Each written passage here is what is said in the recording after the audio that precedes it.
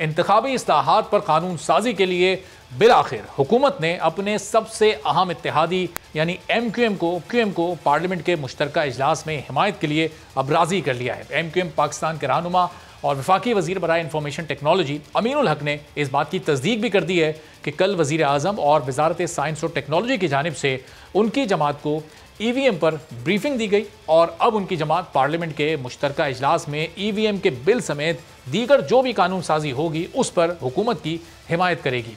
लेकिन जाने की ज़रूरत नहीं है। अभी 2-3 रोज़ पहले तक ही MQM के कन्वीनर खालिद मकबूल सिद्दीकी की जानिब से बड़ा वाज़ेह अंदाज में ये कहा जा रहा था कि इलेक्ट्रॉनिक वोटिंग मशीन जिसके कब्ज़े में होगी उसके पास इस मशीन को टेम्पर करने की सलाहियत होगी। एक TV प्रोग्राम में खालिद मकबूल सिद्दीकी ने इससे मुताल्लिक गुफ्तगू करते हुए क्या कहा था, तो कल तक जिस मशीन पर एतराज़ था, ये खदशा था कि उसको टेम्पर भी किया जा सकता है, आज उसी मशीन के हक़ में वोट देने की हामी MQM ने कैसे भर ली। क्या उस मशीन की तमाम खामियां एकदम से एक ही रात में या चंद रातों में दूर हो गई, या फिर अहमियत सिर्फ और सिर्फ अपने मुतालबात की और मफादात की है। क्योंकि ज़राए कुछ ऐसा भी बताते हैं कि इलेक्ट्रॉनिक वोटिंग मशीन के हक़ में वोट देने के लिए MQM ने अपने वो तमाम मुतालबात हुकूमत के सामने दोहराए हैं जिन पर पिछले 3.25 साल से कोई पेशरफ्त नहीं हो सकी है। इसके बावजूद भी MQM हुकूमत की इत्तेहादी रही। MQM ने ये मुतालबात एक बार फिर हुकूमत के सामने रखे कि कराची में फिर से मरदमशुमारी करवाई जाए, MQM के तमाम बंद दफातर को खोला जाए और गिरफ्तार कारकुनान को रिहा किया जाए। अब कल के मुश्तरका इजलास में हुकूमत को MQM के वोटों की शदीद ज़रूरत है, तो वज़ीर आज़म ने फ़ौरन ही इन तमाम मुतालबात पर अमल दरामद की यकीन दहानी करवा दी है। वज़ीर आज़म ने MQM को ये यकीन दिलाया है कि इत्तेहादियों से किए वो तमाम वादे पूरे करेंगे जो माजी में उनसे किए गए थे। लेकिन PDM के सरबराह मौलाना फजल रहमान भी इस सिलसिले में आज बोले हैं और MQM की हिमायत की वजह उनकी जानिब से कुछ और ही बताई गई है। आज वो कोयटा में मौजूद थे, वहाँ पर उन्होंने प्रेस कॉन्फ्रेंस की। PDM की आगे की स्ट्रेटजी और आगे का पूरा एक्शन प्लान तो उन्होंने बताया। इस सिलसिले में वो बोले कि ऐसी अफवाहें इस वक्त गर्दिश कर रही हैं कि छोटी जमातों पर दबाव डाला जा रहा है। कल तक जो हुकूमती इत्तेहादी वोट देने को तैयार नहीं थे वो आज राज़ी कैसे हो गए। मौलाना फजल रहमान ने हुकूमत पर क्या इल्ज़ाम लगाया और इत्तेहादियों के मानने की क्या वजह बताई, ज़रा ये देखिए। दोबारा इजलास बुलाया गया है तो अफवाहें गश्त कर रही है और ये सब अफवाहें ही नहीं बल्कि हकीकत के करीब तर बातें हैं कि छोटी जमातें जो उनकी इत्तेहादी हैं उनको रियासती इदारे दबाव में लाकर उनकी गर्दन मरोड़ कर और उनके गर्दनों पर बूट रख कर उनको मजबूर कर रहे हैं कि आपने इजलास में जाना है। तो अपोजिशन पहले दिन से ही EVM को इंतखाबात के लिए मुतनाज़ करार दे रही है और इसकी खामियों पर एतराज़ भी उठा रही है। और सिर्फ अपोजिशन ही नहीं बल्कि इलेक्शन कमीशन की जानिब से भी इसकी खामियों पर कई एतराज़ात उठाए गए। लेकिन वज़ीर आज़म इमरान खान टेक्नोलॉजी और इसके इस्तेमाल से पैदा होने वाली आसानी की बात कर रहे हैं। आज वज़ीर आज़म इमरान खान ने एक बार फिर कहा कि टेक्नोलॉजी आगे बढ़ चुकी है, लेकिन मैं हैरान हूँ कि अपोजिशन पता नहीं क्यों वोटिंग के लिए टेक्नोलॉजी के इस्तेमाल से डर रही है। वज़ीर आज़म इमरान खान ने कहा कि मुझे फ़ख्र है कि हमने मुल्क की तरक्की में इलेक्शन का नहीं बल्कि आने वाली नस्लों का सोचा है।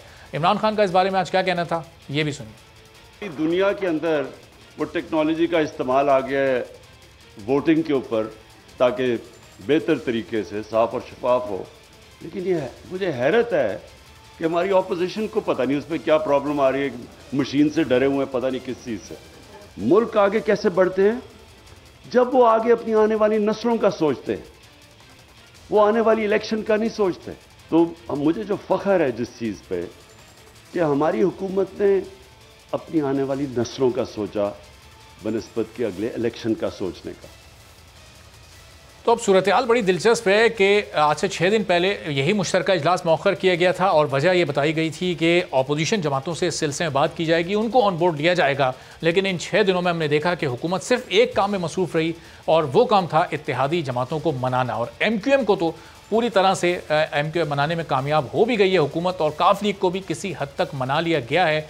और अब ज़ाहिर है हुकूमत बड़ी कॉन्फिडेंट थी कि कल का ये इजलास हुकूमत की कामयाबी के साथ इख्तिताम पजीर होगा, इसलिए अब इस इजलास को कॉल कर लिया गया। तो क्या अब अपोजिशन की मुश्किल बढ़ चुकी है? इसी मामले पर गुफ्तगू करते हैं। कमर जमान कायरा साहब पाकिस्तान पीपल्स पार्टी के सीनियर रहनुमा हमारे साथ मौजूद हैं और कुछ ही देर में नून लीग के सीनियर रहनुमा राना सनाउल्लाह साहब भी हमारे साथ मौजूद होंगे।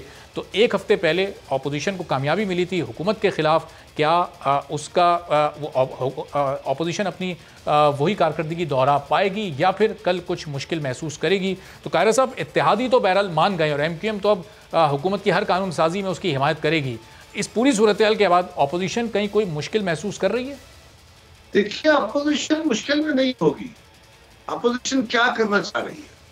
अपोजिशन एक गलत काम को रोकने जा रही है, जिसपे धारियों में नुकसान भी आपके सामने है। कल भी उन्हें पता था, परसों भी उन्हें पता था, MQM को पता था। उनके अपने जो मिनिस्टर हैं वो उस मशीन को ओवरसी पहले ही कर रहे थे। उन्होंने अगर गवर्नमेंट के साथ कोई बात कर ली है तो फिर भी हम उनसे बात करेंगे कि इससे मुल्क को लार्जर लेवल पे क्या नुकसान होने जा रहा है। इसी तरह बाकी धादियों से भी बात करेंगे। लेकिन फर्ज करें धादी जो है वो उनके मुताबिक माने गए या जो भी हुआ तो वो गवर्नमेंट का साथ देते हैं, तो इवन देन अपोजिशन मुश्किल में इस सवाल तो जरूर होगी कि पाकिस्तान मुश्किल में हो जाएगा इस कानून साजी से। लेकिन अपोजिशन जो है वो मेजॉरिटी तो है नहीं उसके पास, मेजॉरिटी तो हुकूमत के पास होती है। लिहाजा अपोजिशन अपनी जिम्मेदारी अदा कर रही है, तारीखी जिम्मेदारी अदा कर रही है, सियासी जिम्मेदारी अदा कर रही है, और उसके लिए जो भी मजीद इक़दाम होंगे वो भी करेंगे।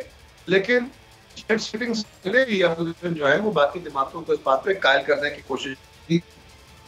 और ध्यानती रखिए ना, तो अपोजिशन को एंगेज करने के लिए आप खुद लिख रहे हैं, आप अपोजिशन को कहने के आए बैठे बात करते हैं और उस तरह इजलास बुला के और अपना बिल पास करना, ये बड़ी अफसोसनाक है। और यही हुकूमत का वतीरा है, इसीलिए इनसे कोई बात करने को तैयार नहीं होता। जो अपोजिशन है वो अपनी वो तारीखी जिम्मेदारी अदा करेगी, उस पर कामयाब होने का भी इम्कान है, इंशाल्लाह होंगे। नहीं भी होंगे तो हमारे पास यही ऑप्शन है कि हम हक परस्ती के ऊपर, हक के ऊपर बात करें और लोगों को बताएं कि ये जो नुकसान, ये जो लेजिस्लेशन हो रही है इससे क्या नुकसान होंगे, और अल्टीमेटली कल को जब नुकसान होगा तो हम तारीख के कटहरे में दुरुस्त होंगे और ये और इनके साथी जो है वो गलत साबित होंगे। और कायर साहब, अगर ऑपोजिशन कामयाबी का इस वक्त सोच रही है या इम्कान है इस बात का, तो किस बुनियाद पर है? क्या कुछ हुकूमती नाराज लोगों से आप लोगों का राब्ता है, या इत्तेहादी बज़ाहिर हुकूमत के सामने मान गए लेकिन पीछे से कहीं कोई इत्तेहादी आपका साथ दे सकता है? कहीं कोई इस तरह के इम्कानात मौजूद हैं? ये तो इस सवाल का जवाब तो नहीं दिया जा सकता ना। ये तो आपने मुझसे वो सवाल पूछ लिया जिसका मुझे पूरी तरह खैर इल्म भी नहीं है, वो भी तो मैं आपको उसका जवाब नहीं दे सकता। अच्छा, लेकिन अब कायर साहब, आज जब मौलाना साहब ने गुफ्तगू की तो इत्तेहादियों के मानने को उन्होंने बिल्कुल ही दूसरा रुख दे दिया। वो एस्टैब्लिशमेंट के किरदार को लिया है कि जोर ज़बरदस्ती और धोस की बुनियाद पर इत्तेहादी जमातों को मनवाया गया है। ये तो बड़ा सिंपल नज़र आ रहा है कि पिछले 2-3 रोज़ में उनके तहफ़्फ़ुज़ात थे, उन्होंने अपने मुतालबात हुकूमत के सामने रखे, वज़ीर आज़म ने उनको मानने की यकीन दहानी कराई और वो वोट देने पर एग्री हो गए। ये इतना ही सिंपल है, या जो मौलाना साहब जो गुफ्तगू कर रहे हैं आज, उसमें कहीं किसी हद तक कोई सदाकत समझते हैं आप? देखिए, अगर मौलाना फजलुर रहमान साहब कोई बात कर रहे हैं तो वो इस मुल्क के एक संजीदा पॉलिटिशियन है, उनके पास कोई सबूत मौजूद होगा कि तसल्ली के बाद वो ये इल्जाम लगा रहे होंगे। मेरे पास ऐसी कोई बात है नहीं, लिहाजा मैं इस बात को ना तो सेकंड कर सकता हूँ ना इसको नेगेट कर सकता हूँ। लेकिन क्या वो कहते हैं कि है कुछ ऐसी ही बात जो चुप हूँ कि कल अगर गवर्नमेंट ने अपना सेशन विड्रॉ किया और आज सेशन कर रही है तो कुछ तो हुआ है, लेकिन क्या हुआ है मेरे पास इसकी खबर नहीं। लेकिन मौलाना ने अगर कुछ कहा है तो यकीनन उनके पास उसका कोई रीजनेबल जवाब हो। सब्सक्राइब करें और बेल दबाएं ताकि कोई खबर रह न जाए।